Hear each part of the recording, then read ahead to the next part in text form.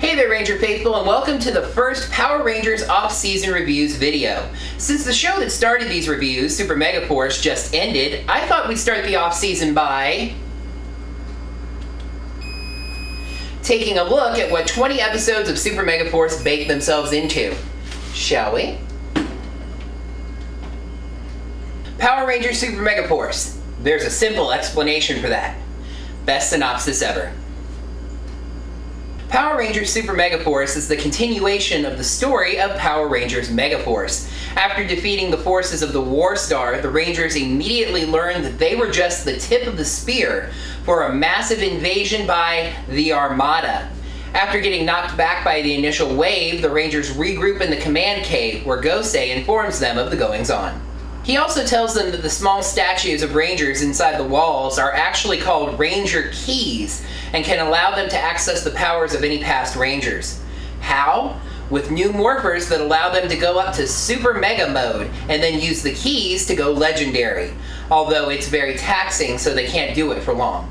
One change that was unfortunately never explained is the fact that Jake goes from the black Megaforce Ranger to the green Super Megaforce Ranger, while all the other Rangers keep their same colors. The show actually lampshaded this moment, with Jake asking Gosei why this was, and Gosei saying there's a simple explanation for that. An explanation that the show never gave us. This power-up mode also ends up giving the Rangers new Zords. Fitting with their pirate theme on the suits, which is something else that was never explored or explained, Troy Zord is a red sky ship that allows the Rangers to travel if they need to, and also houses the other Ranger Zords. Noah's Super Mega Jet, Jake's Super Mega Racer, Emma's Super Mega Sub, and Gia's Super Mega Wheeler. The 5 Zords combine to form the equally pirate-themed legendary Megazord. As the battle with the Armada raged on, the Rangers learned that they could get assistance from legendary Zords by... Actually, it was never really clear what they needed to do. It always just sort of happened. Throughout the season, the Rangers received assistance from the SPD Delta Runner, the Mystic Force Dragon, the Wild Force Red Lion, which also gave them a Samurai mode, the Ninja Storm Ninja Zord, which really should have been called the Mini Zord, and the RPM Turbo Falcon, the only one of them not to have been featured in the show it was paying tribute to. At around the halfway point of the season, the Rangers get a 6th Ranger to replace Robo Knight, who had disappeared at the beginning of the year. His name is Orion, and he is from the planet Andrasia. Having found the Super Megaforce Silver Ranger Key and the Silver Ranger Morpher in a crystal at his mining work, he held on to them until the Armada attacked and wiped out his home world. Using the crystal to slingshot down the last leaving Armada ship, he repaired it and used it to follow the Armada to Earth. The Silver Ranger Morpher, besides letting him transform into Super Megaforce Silver, also gives him the ability to turn into any other 6th Ranger. A strange mathematical term, considering that many of Orion's keys are not actually the 6th Rangers on their team. His presence also inspired a strange ability in Gosei, the ability to combine Ranger keys. The first time, he did it with RPM Silver and Gold so that Orion wouldn't have to choose. Gosei then helps Orion by combining all of his 6 Ranger keys into a new power. Called the Power of 6, using the key transforms Orion into Super Megaforce Gold. Despite sounding like a new suit, this is really more of a battleizer. The Sentai Gokaiger called it Gold Mode, with the anchor forming armor on the suit and a large chest plate with the helmet faces of all of his Ranger keys. Orion, of course, gets his own Zord, which is apparently the Time Force Q-Rex. I say apparently because this Zord looks nothing like the Q-Rex, it's the wrong colors, and it functions differently. Could this be an upgrade to the Q-Rex sent back from Time Force in the year 3015? Sure, but it's never explained or mentioned. Eventually, the Prince of the Armada, the Car, is the first domino to fall. His father sends him a Megazord to use to take out the Rangers. The Armada Megazord has them on the ropes at first, but they eventually get the upper hand when they gain the ability to combine the Skyship, the Q-Rex, and the Turbo Falcon into the ultimate legendary Megazord. This new combination is more than enough to take out the Armada Megazord, actually killing Prince Bakar. Not just like blowing up killing, I mean like recovering his dead body killing. After that, Vakar's brother Vrock, a main villain in Megaforce but missing until now, makes his return and bid to take power. He captures Orion and uses his 6th Ranger energy to somehow lock the Rangers off from Super Mega Mode and turn Robo Knight, whom he captured, evil. He nearly pulls off his plan, but the Rangers are able to stop him and keep his drills from destroying the world. However, Robo Knight sacrifices himself to save Orion. The death of Vakar, and I guess Vrock, finally warrants the presence of the Emperor of the Armada, Mavro. But at first, all he does is punishes Damaras and Levira for failing to protect the prince, sending them down to battle with and eventually get destroyed by the Rangers. Levira's defeat leads neatly into the final invasion of the Armada. After having all of their Zords destroyed, Troy and Orion infiltrate the main Armada ship, use it to take out the rest of the fleet, and then take down Mavro. Though in the extended cut of the finale episode, Mavro actually survives and is instead defeated by the entire Ranger team. However, a massive fleet of X-Borgs remains on Earth, but the Rangers won't have to fight them alone. The entire Power Rangers army shows up. Every Ranger ever comes to help, led by Tommy as the Mighty Morphin Green Ranger. The Legendary Rangers help the Megaforce Rangers, and Super Megaforce Silver, to clear out the massive X-Borg fleet before leaving again. The Rangers hit the ground, get up, walk away, fiend. Alright, let's take a look at the main characters of the show, starting with the Rangers. Troy is the Red Ranger. He keeps a cool head, he's a calm leader, he assesses the situation before he goes into battle. But he had some hidden qualities. One of them was a prideful streak, as seen in Spirit of the Tiger, when he got upset because a Ranger never lets go of their weapons. As the season went on, he started to relax a little bit and have fun with his teammates, even taking them to a concert at one point near the end of the season. One could say that that progress branches out from him being the new kid in town at the start of Power Rangers Megaforce. However, as with many things these 2 seasons, nothing is really done with it. Troy's biggest problem is that he's so downplayed. And again, as I've said before, I see this as bad direction rather than bad acting. Andrew Gray is actually quite animated in person, meaning he could pull a lot more energy and personality than we see on the show. They were just so focused on keeping him stoic and calm that he comes across as cardboard and flat. The one moment that we actually get to see some passion from him, the fight with Dark Robo Knight, he's actually quite believable. Jake undergoes a character shift in Super Megaforce, which can be directly attributed to his Sentai counterparts, going from his Goseiger counterpart to his Gokaiger counterpart. Gosei Black, Agri, was very serious and focused, while Gokai Green, Doc, was the playful, unskilled fighter. So Jake goes from being serious and strong to playful and goofy. I think this change would have played better the other way around, growing maturity in a character. This way, it just gives us some weird moments. For example, Jake gets very jealous of Orion, which is extremely out of character from what we remember during Megaforce. Also, towards the end of the season, Jake gets really playful in his fighting and attributes it to the fight with the Armada being almost over, even though it was nowhere near over. Noah is the Blue Ranger and is more or less Power Rangers standard nerd, though they handle it really well. His nerdiness is actually used to explain him obsessing over sword fighting, which therefore explains why the Blue Ranger is so skilled with swords in the Sentai footage. He's almost always shown as confident and secure, hardly ever awkward or uncertain at any time. However, he did have one uncertainty episode, Blue Saber Saga, in fact the one where he did learn the sword fighting techniques. This was just a bit frustrating though, because he'd already had an Am I Worthy episode during Megaforce. Noah and Jake were actually involved in what was a really creative workaround of the Sentai footage. In The Grass is Always Greener or Bluer, they adapted a body swap story from Gokaiger, but instead of green and yellow, they made it green and blue.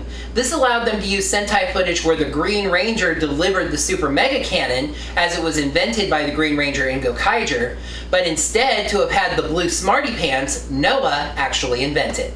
One thing that stuck out to me about Noah towards the end of the season was his tendency to stand alone. It happened a bit in Blue Saber Saga, but towards the end of the season he stood one-on-one with Argus and Rock. I like to think of it as the fulfillment of a moment from the very beginning of Megaforce, where Noah is nearly selected to be the Red Ranger. Gia is the Yellow Ranger, and kind of a weird character to try and describe. She's painted as Little Miss Perfect, but that never really comes across. She seems a lot more like a tomboy. It's said that she gets perfect grades, she's in all the clubs, etc., but I never really saw that. The only things that stand out about Gia, besides her toughness, are her close friendship with Emma and her budding relationship with Jake, which does seem to see some payoff at the end of the season. I just think they could have done a lot more with Gia. Like, for example, an episode where we see all of this she does it all and with a smile stuff. By the way, I found one character description that said Gia had a crush on Robo Knight when he first showed up. Yeah, that never came across. Emma is a little deeper than your standard Pink Ranger. It's established during Megaforce that her mother passed away some time ago, which adds some depth to her. She's shown to be a somewhat talented BMX rider, and a lot of focus is given to her photography, with several stories either being started or advanced by her going to take pictures of things. She's also a very quick thinker. In United as One, she comes up with a very complicated set of costume changes designed to trick a monster into giving up his staff. However, Emma also comes across as a bit flat. There's a lot of potential emotional depth there, but not much is done with it.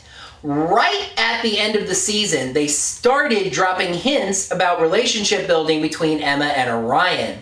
However, it seems like they just ran out of time since they started so late. If they had started doing that earlier on, that scene at the end with them walking to his ship would have carried a lot more emotional impact.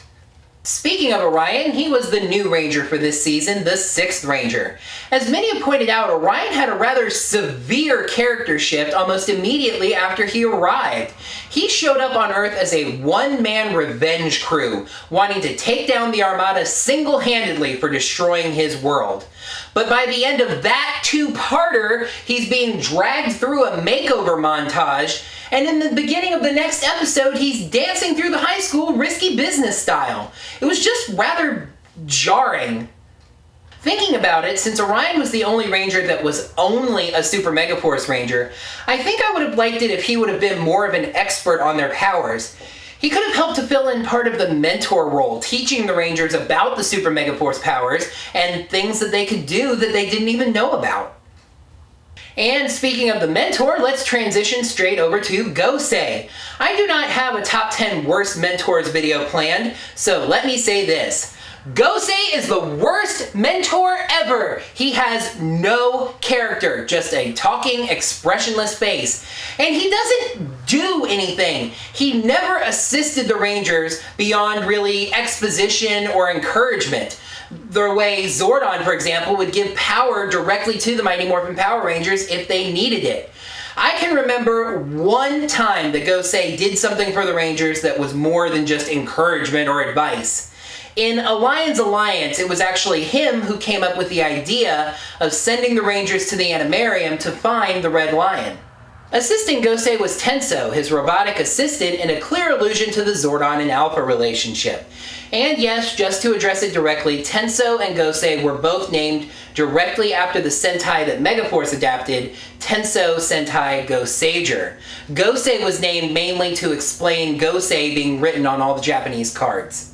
Anyway, yes, Tenso does call back to Alpha 5 a bit, but him being all CGI really hurt the feeling that he was actually there.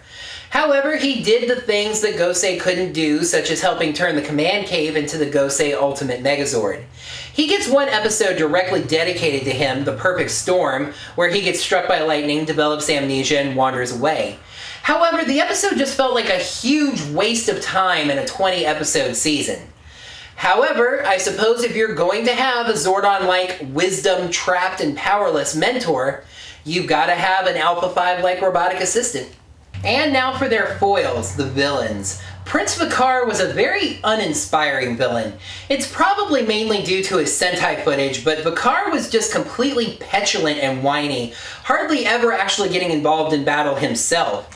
One of the few times he did, all he really did was stand around until getting very lightly injured and running away in fear. We find out very late in the year that he's motivated by secretly finding out that his father finds his brother Vrock to be more competent. But I wish that that had motivated him a lot earlier in the season. As it stands, we ended up getting a very comedic villain that, even though he was the main villain for the majority of the season, felt like a placeholder, like a pretender. Argus, to me, was wasted potential. He was Vakar's right-hand man, android, a fighting robot that didn't seem to have any emotions. This made him Vakar's most, perhaps only, trusted ally. But where did he come from?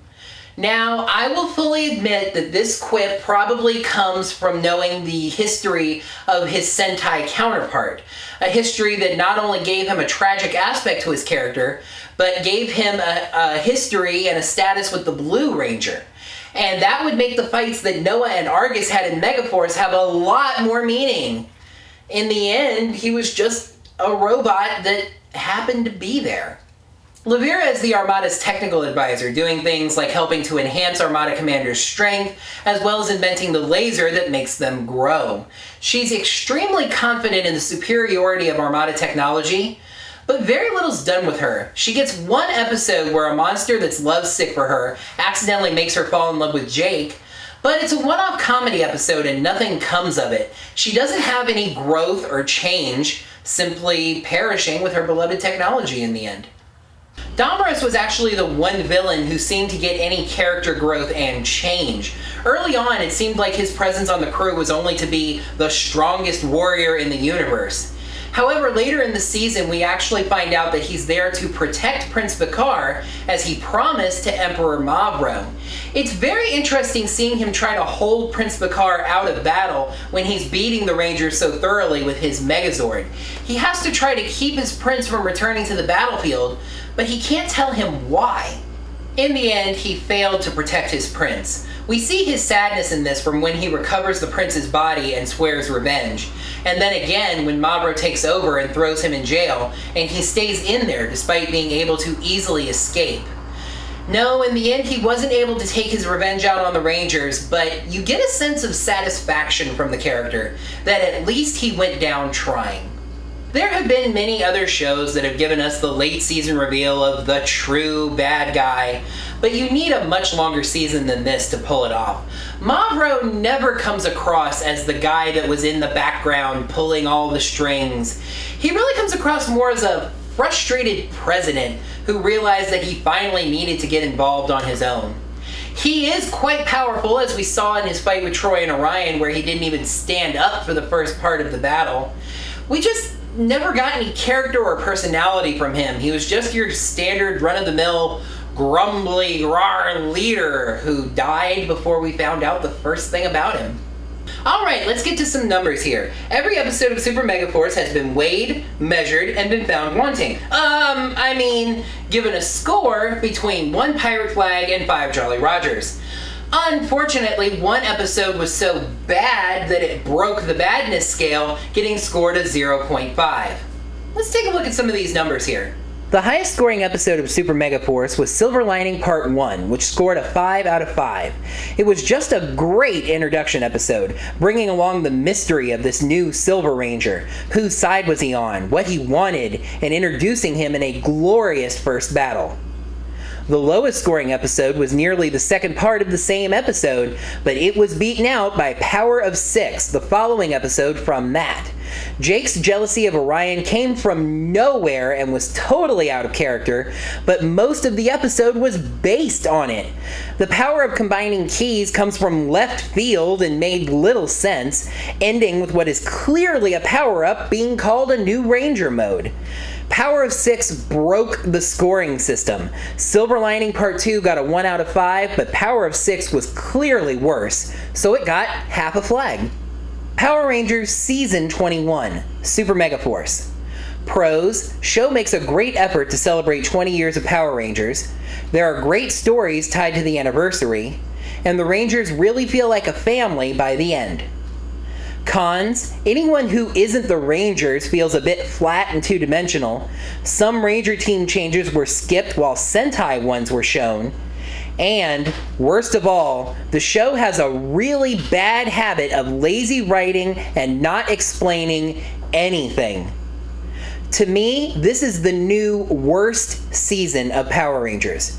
Super Megaforce gets 2.825 flags out of 5, which is its average episode score. So close to average, but definitely below it. Well, alright, that is going to do it for the first Power Rangers off-season review. Thank you so much for watching. I do know this video is quite a bit late, so I appreciate everyone's patience, and I will try to have the next video up a lot sooner than I had this one up. Go ahead and like this video by clicking the like button right down below, and if you're new here, click the subscribe button. I make a lot of Power Rangers related videos, so if you're into the Rangers, hop on board this train. Also, leave me some comments. Let me know what you thought about Super Megaforce, your favorite characters, your least favorite characters, pros and cons, and all of that etc. stuff. And make sure you stay tuned, because for the next couple of editions, off-season reviews is gonna get evil. Next time, we're going to list the top 10 Power Rangers villains, and we're gonna follow that up with the bottom 10 Power Rangers villains. So once again, I will say thank you so much for watching, and until next time, may the power protect you.